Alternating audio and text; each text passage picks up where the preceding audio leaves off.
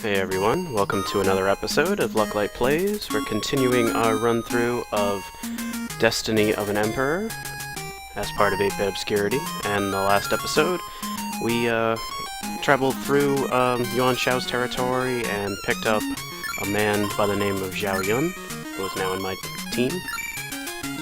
And he's got some great stats, and he levels up along with you. He is one of the considered the 5 tigers of Shu, and he's a great warrior. And I also picked up Wen Hun and Yan Liang as promised. Not very intelligent, but they hit like trucks, and they have much more hit points than everyone else. So what I'm going to do now is I'm not going to proceed through Yuan Shao's territory anymore. I'm actually going to start trying to clear Jing Zhou, which is not an easy place at all. And apparently we're caught off guard by these screwballs. So let's just blast them with. Alright. And the reason why I want to do that is I want to pick up some more incredibly strong characters, so that when I do go back to Yuan Shao, I can pretty much steamroll over him without any trouble at all. And unfortunately you can't just skip Yuan Shao completely. Like, eventually, if you clear this area, the game will be like, you forgot about Yuan Shao. Get back up there. Zhuge Liang's house. Anybody who's read the book will know that name. He'll be important later. Alright, so all those guys really tell you is, please save Jing Zhou from infighting and these guys, and just clear out the area. Alright, so not a very strong guy. Generally intelligent guy, so let's go after him first.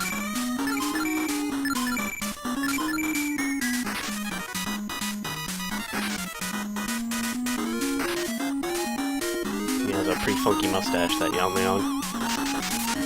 And remember we used to think that Zhao Yun was a rocker. And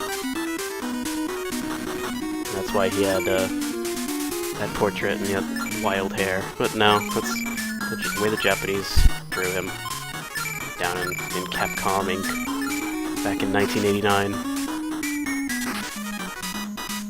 They took a lot of liberties with these characters, I admit.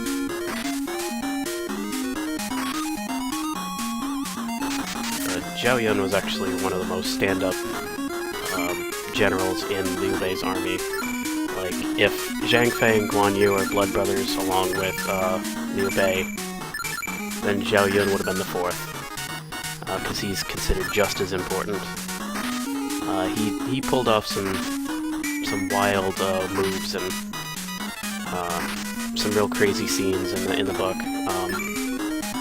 There was one part of the story that they tried to do in Dynasty Warriors games, but never really seemed to pull off the way it was.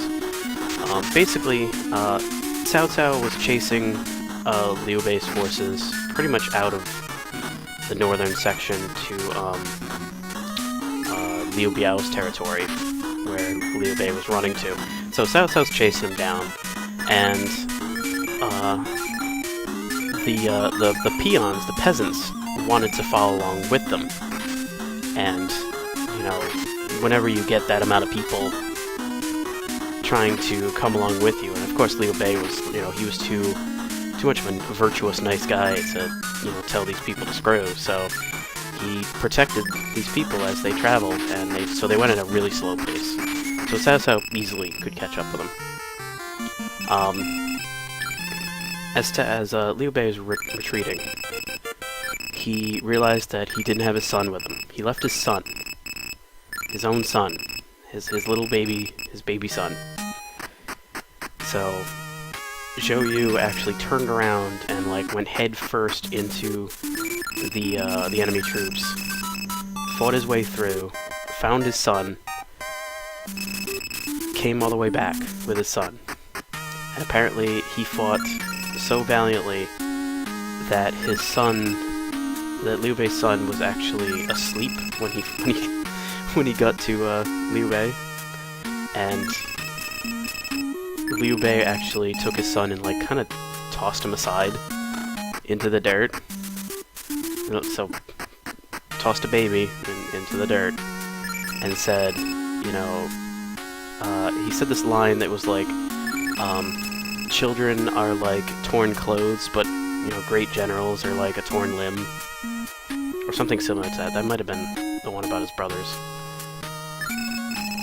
But he was really mad that he almost lost Zhao Yun for his son, but Zhao Yun was just that good. So I found a bow. Bows are fun because they attack twice. Bows and crossbows you can attack twice with. So if you have 5 guys with all bows or crossbows, you'll be doing 10 hits around. So very useful. I don't use it over the trident though, because the trident is just that much more powerful. Anyway, we've cleared out the first castle of Jing Zhou, so we are good. Now, let me see if there's a save point here, because I really need to save. Probably not. No, it's a food place. Alright, normally I would just keep going, but I really do need to save before the next part, because the next part involves one of the hardest battles of the game. But I will fight these guys. These two actually are the 4th castle, both of them. So it's essentially I'm fighting the 4th castle right now. Just for fun.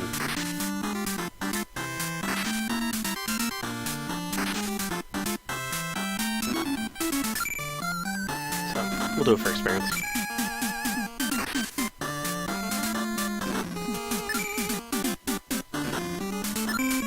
Really, once I clear out Liu Du, then I could probably auto-battle.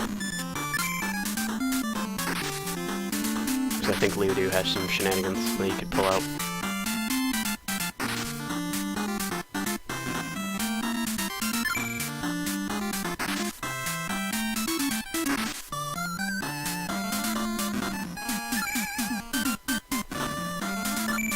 So I'm just gonna auto-battle after this.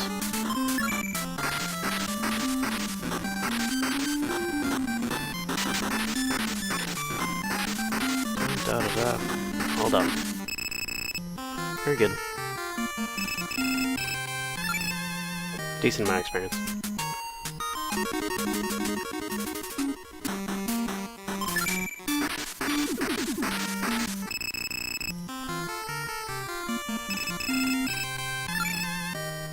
Alright. So unfortunately I have to run all the way back, but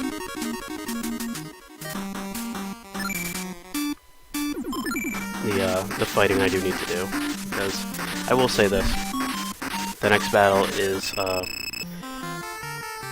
one of the biggest castles of the game, and of the of strategic importance in the story itself.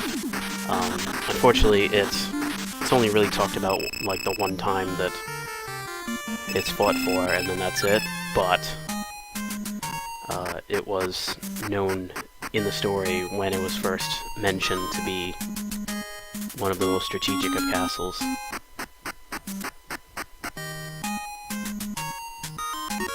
And it's being run by, I'll put this, this idea into your head. I want you to think about, like, a common office workspace. And you have five people who work in that particular office space. You have 2 guys who are just really good at their job. And then you have, let's say, 2 guys who are pretty decent at their job, but they're not spectacular. But they come in, at least they're there on time, and at least they, you know, they work to their ability. And then you have the general manager, who is pretty useless. Had to buy some food there. And essentially, when things go wrong for him, or her, I guess, but seeing as how we're putting in terms of our game here, we'll say him, he just kind of takes it out on everybody else. That's essentially what it was like in this castle, in the storyline, in the book. However, the guy who was really good, he got rid of the general manager because he couldn't take it enough. He just had enough of the guy, blaming him for all the problems. But he still remained loyal after the fact, and it was only until they gave him a proper burial that he turned around and said, "Okay, now I'll join you." That's essentially what happened. And it was a kind of a stretch on the whole storyline with the Office Space thing, but it works, I guess.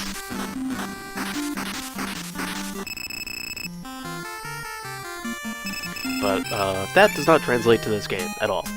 I'm gonna have to fight all 5 of those guys, tough as nails. I went back to save, I didn't save. I just realized that. So, here goes nothing. Well, it's not even the right castle, but here goes nothing anyway.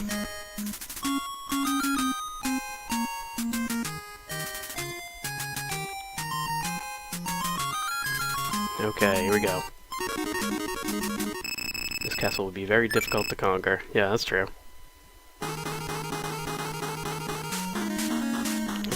Alright, there was 4 guys. This guy was the rebel force. He doesn't come to work on time. Alright. So we have Han Juan, who's not that great. We have Huang Zhang, who is infinitely awesome, and he has a unique portrait, and he kind of looks like Sean Connery. We have Wei Yan, who doesn't have a unique portrait, but he's pretty tough on his own. And Yang Ling, who's not bad, but not good. Obviously, we're going to go after Huang Zhang first.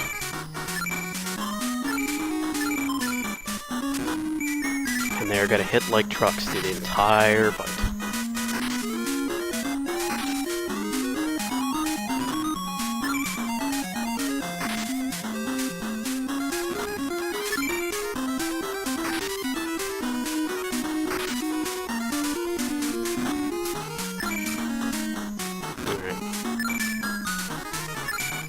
Getting Huang Zhang down is first priority, getting Wei Yan down is the second priority, and then mopping up the rest is the remainder of the battle.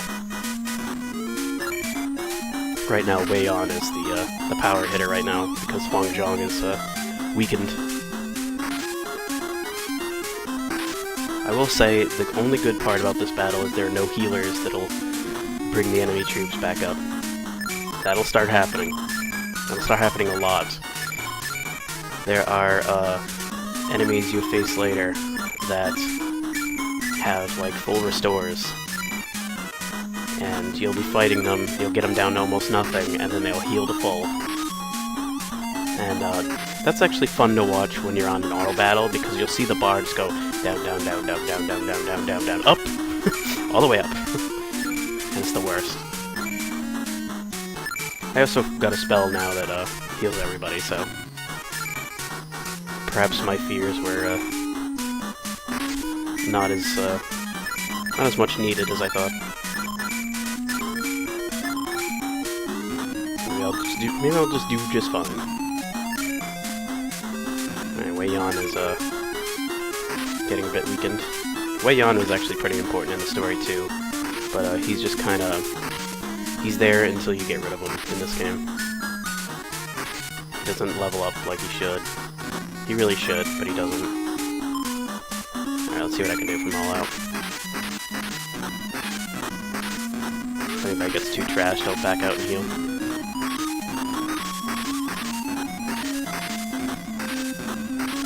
Yeah, looks like I got it.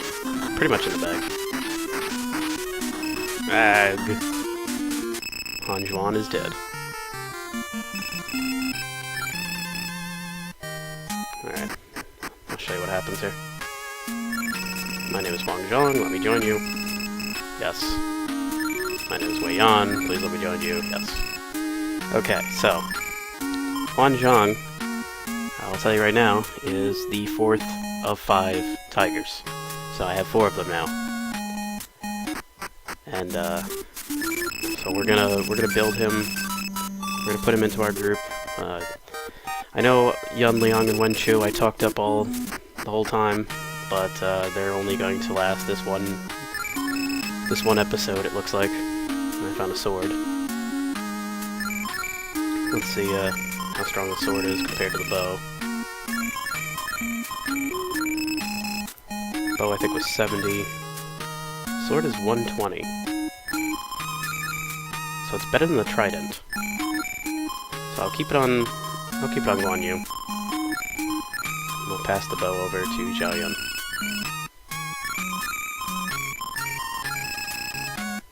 Alright, so